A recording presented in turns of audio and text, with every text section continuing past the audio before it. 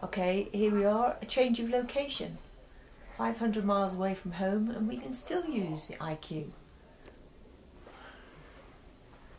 This is going to be a short demo of the usefulness of Shift. So here's the main menu, Design, Sew, Quilt. I'm going to start new, pantograph.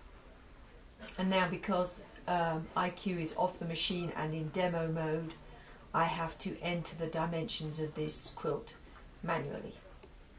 And I'm going to make it 60 inches wide by 60 inches long. I can't move the machine, so I just touch OK. And now I'm going to choose pattern. And I'm going to choose one, this Kim Diamond pattern that comes with IQ. It's triangular, and I'm going to choose that. That's for my first pattern, second set of rows. And that's how IQ has placed the patterns on the quilt.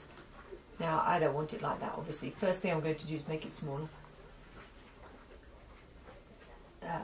IQ always defaults to 12 inches. I'm going to make this 8 inches. Now what I want to do is offset the patterns by 50%. That looks kind of nice, but there's a big gap there, and I want to make it so there's no gaps at all. So I'm going to flip every other row.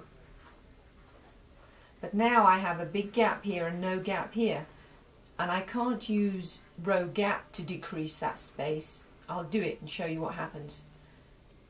It just makes the patterns overlap, and that's no good. So I'm going to use Shift first and putting this back to 0. This is where Shift comes in useful. I've touched Shift and it's going to move every other row,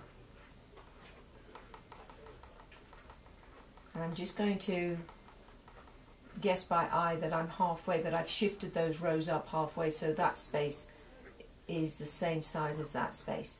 Now I can decrease the gap between the rows.